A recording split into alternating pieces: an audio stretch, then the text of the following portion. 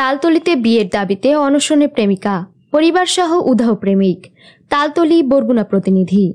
বরগুনার তালতলিতে বিয়ের দাবিতে প্রেমিক মোহাম্মদ রাকিব হাসান হাওলাদার বাড়িতে গিয়ে অনশন করছেন এক যুবতী। গতকাল শুক্রবার 15 নভেম্বর রাত 10টার দিকে ওই কিশোরী তার প্রেমিকের বাড়িতে অনশন শুরু করেন। এদিকে অভিযুক্ত রাকিব হাসান ও তার মা রাতেই ঘর ছেড়ে পালিয়েছেন। শনিবার সকালে পালিয়েছে রাকিব হাসানের পিতা ধলু হাওলাদার। উপজেলার ছোটবগি ইউনিয়নের পশ্চিম ঠংপাড়া এলাকায় এ ঘটনা ঘটেছে। ওই যুবতী জানান, তিনি রাকিব হাসান প্রতিবেশী, ছোটবেলা থেকেই একসাথে বড় হয়েছেন। হাসানের সাথে দীর্ঘদিন তার প্রেমের সম্পর্ক ছিল। আমার পরিবার 2 বার আমাকে জোর করে বিবাহ দিয়েছে। আমার সাথে জিন আছে বলে গুজব তৈরি করে সেই বিয়েগুলো ভেঙে দিয়েছি। এরপর হাসানের পরামর্শে আমি ঢাকায় চলে গিয়ে গার্মেন্টসে চাকরি করেছি এবং প্রতি মাসে টাকা দিয়ে হাসানকে হাত খরচ দিয়েছি। হাসান আমাকে বিয়ের প্রলোভনে স্বামী স্ত্রীর মতো 3 বছর ধরে ব্যবহার করে আসছে। হঠাৎ ঢাকা বসে শুনতে পাই হাসানের পরিবার হাসানকে বিবাহ করার জন্য মেয়ে দেখছে। সংবাদ পেয়ে আমি ঢাকা থেকে চলে আসি এবং আমি নিরুপায় হয়ে হাসানকে বিয়ের দাবিতে তাদের বাড়িতে এসে অনশন শুরু করেছি। মেয়েটির খালা বলেন, আমাদের মান সম্মান যা যাওয়ার গেছে। ওকে 2 বার বিয়ে দেওয়া হয়েছে। বিয়ের আসরে 2 বারই স্বামীকে তালাক দিয়েছে। রাকিব হাসান আমার মেয়েটির সর্বনাশ করেছে। আমরা এর বিচার চাই।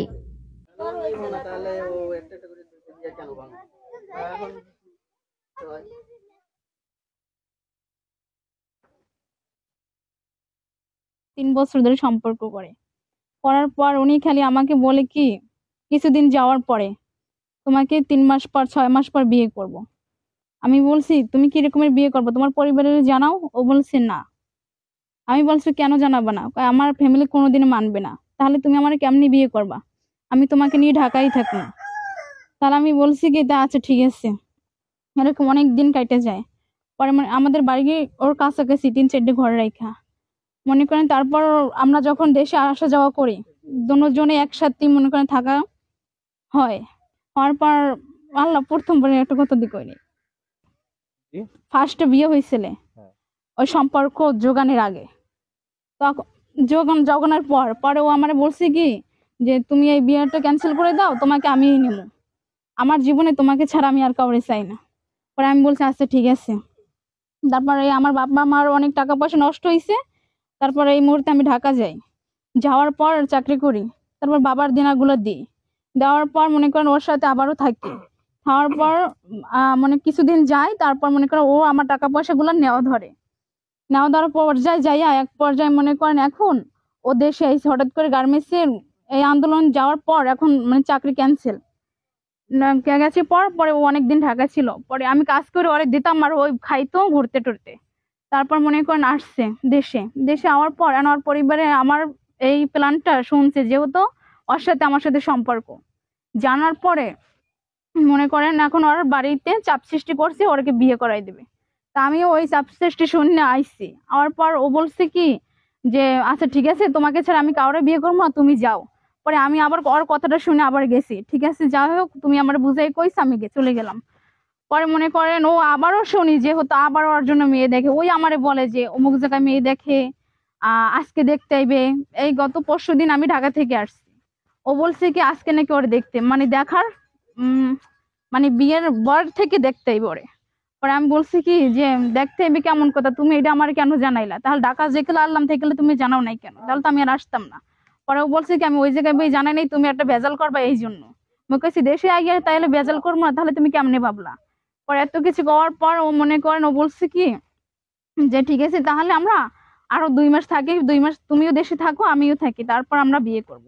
আমি বলছি না, তুমি এরকম হঠাৎ করে এরকম পরিবারের চাপে বিয়ে করে ফেলবা, তারপর এক মুহূর্তে যাইবে, তুমি আমারে বলে দেবা যে না তুমি ওরকমের ঢাকায় থাকো। আমার পরিবারের মনে করো ও আর মাকেও ছাড়বে না, সোজা কথা, আর আমাকেও ছাড়বে না। আর মার কথাও শুনবে, আমার কথাও শুনবে।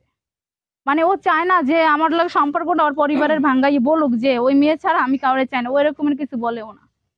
আর ও আমারও বলে না যে আমি তোমাকে ভালোবাসি না, তুমি চলে যাও। ও আমারে বলে তুমি ছাড়া জান আমার লাইফ, আমি অন্য নারী কোনোদিনও চাই না। হ্যাঁ, বিয়ের আলোচনা চলছে এবং সরাকামিনও হয়েছে আমাদের বাসায় বইয়ে। পরে ও আমার সেই দিন রাইতে বলছে কি, তুমি এই বিয়ে ক্যান্সেল করে দাও। পরে আমি মনে করেন দৃষ্টি লগে এটা শুরু করে দিই, মানে চলো না। ছলনা করার পর মনে করেন এটাও বরবাদ হয়ে যায়, হওয়ার পরে মনে করেন এরকম ওরও নাটক করে। ঠিক আছে, আরো মনে করেন আমি চাকরি করে এগুলো টাকা পয়সা ওগুলো নিতে আসছে। ও বলে এই আমার দাঁতে ব্যথা, এই আমার দোকানে বাজছে, এই আমার জুতা ছিঁড়ে গেছে। বিকাশ নাম্বার দিছে যেগুলো আছে আমি জানি না, আমার মেসেঞ্জার ও মানে নানান বিভিন্ন ধরনের নাম্বার দিছে, ওই জায়গা থেকে টাকা নিচ্ছে। 3 বছর। এখন আসার পর কি বলছে? এখন আসার পরও বলছে কি 2 মাস পর। 2 মাস পর কেন তুমি বিয়ে করবা? তোমার বাড়ির লোকে এখন মেয়ে দেখে, তুমি বাড়ি বলে দাও তাহলে আমি বিয়ে করব না। ও এটাও বলবে না, আর আমাকেও কিছু একটা সিদ্ধান্ত করবে না। আমি বলছি তাহলে তুমি আমার এখন বিয়ে করো, হয়তো বা আমরা গোপনে রাখি, এটা ও করতে চায় না। ও বলে কি আমার মায়েরা আমি যেইকালে কন্ট্রোল করতে পারবো সেইকালে। তাহলে তোমার মা তো তোমার জন্য এখন মেয়ে দেয়, এমন একটা পর্যায়ে যাবে, মেয়ে দেখে পছন্দ হয়ে যাবে, ছেলে দেখে পছন্দ হয়ে যাবে, বিয়ে হয়ে যাবে, পরে মুহূর্তে আমারই একটা অ্যাক্সিডেন্ট হইবে। হ্যাঁ, রাতে কোথায় ছিলেন? এখানেই। রাতে এখানে? হ্যাঁ, তাদের পরিবার কে কি ছিল? আমার সবই ছিল। হাসান আমার রাস্তায় দাঁড়িয়ে আমারে বলছে যে তুমি মেয়ে আর ওরা 2 ভাই, মনে করেন ওর পরিবার সবই ছিল। আর আমি রাস্তায় দাঁড়াই ওর সাথে কথা বলছি, ও বলছে কি তুমি আর একটু ধৈর্য ধরো, 2 মাস পর। 2 মাস কেন? তুমি তোমার পরিবারে এখন দেখতে হবে, তুমি আমার 2 মাস কেন বলো? তো পরিবারের বললে দাও যে আমি বিয়ে করবো না, পরে করবো, ও সেটাও বলবে না। এরকমের আমি মনে করেন 20 কিনে নিয়ে আসছি, যেহেতু তুমি এরকমের প্রত্যেকটা মাসে মাসে আমার আসতে বলে। এরকমের চাকরি মানুষের চাকরি করি, তাহলে কি এরকম আসতে দিবে আমারে? কোনোদিনও না। তারপর জোর করেও আসি, যেহেতু মার কথা কইয়া, ভাবির কথা কইয়া, যে কোনো একটা অসুস্থের কথা কই, তারপর ওই জায়গা থেকে আসি। এখন আমি ওরে চাই। এই মেয়েটা আমার খালাতো বোন, ঠিক আছে। ওর একটা একটা করে প্রায় 2টা বিয়া হয়েছে, ফ্যামিলিগত ভাবে দিছে, কিন্তু 2টা বিয়া হয়েছে, সরাকামিন হয়েছে, কিন্তু জামাইয়ের সাথে ও যায় নাই, ঠিক আছে, মানে মেলামেশাও হয় নাই।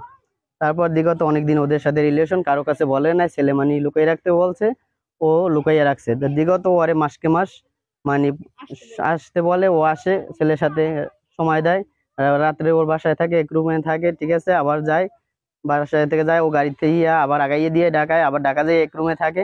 এরকম অনেকদিন ধরে ওর সাথে মানে চলাফেরা করে, কিন্তু ও কাউকে বলে না। ইদানিং ওর বাড়ি থেকে বিয়ের কথা বলে, ও তো রাজি না। পরে ছেলের বাবা মা শুনছে নাকি জানি না, তারপর তারা মেয়ে দেখে ছেলের জন্য, মেয়ে দেখে বিয়ে করাইবে, অনেকবার 2-3টে দেখছে, ওর কাছে বলেছে। কালকে আবার আজকে মেয়ে দেখার কথা, ওরে কালকে ফোন দিয়া মেসেঞ্জারে বলছে তুমি বাড়িতে আসো, ঠিক আছে, বাড়িতে আসো, আমার জন্য এরকম মেয়ে দেখবে। পরে ওই ছেলে ওরে আনছে, আইনা রাত্রে কথা বলছে, প্রায় কালকে রাত্রেও 11টা পর্যন্ত কথা বলছে, সব রেকর্ড আছে, ঠিক আছে। ওরে বিয়ের কথা বলতে ও বলছে তা তোমার বাবা মা যখন মেয়ে দেখে তোমার জন্য, তোমার বিয়ে করাই দিব, তাহলে আমার তখন কি হবে?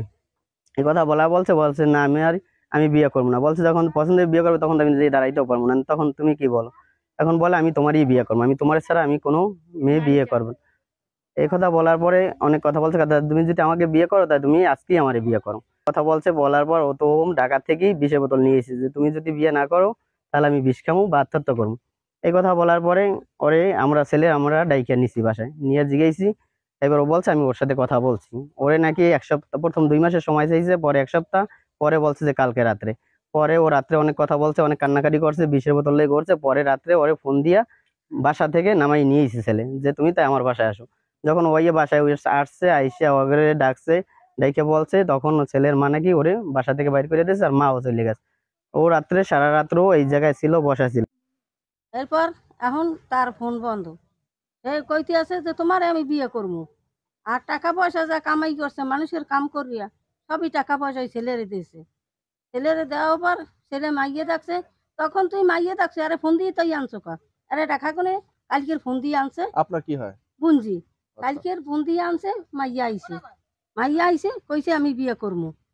আপনার রাত 1টা পর্যন্ত ওই মেয়ের সাথে ফোনে কথা কইছে, রেকর্ড পর্যন্ত আছে এই ফোনে। 1টা পর্যন্ত কথা কইছে।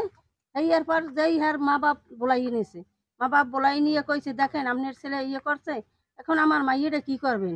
আর মা বলাইয়ে কইছে যে মাইয়েটা কি করবেন? এর ছেলের মাই মানে না, এটা আমরা মানি না, যে আপনি মানেন না, তাহলে আমার মাইয়াই বিষ খাইয়ে মরবে, এইটা কি আপনাকে ভালো হইবে? সে বিষও কিনে আনছে, বিষ খাইয়ে মরবে। এই পর এই ছেলের সাথে এই ছেলের বাড়ি আইয়া সারা রাত এই জায়গায় বসে রয়েছে।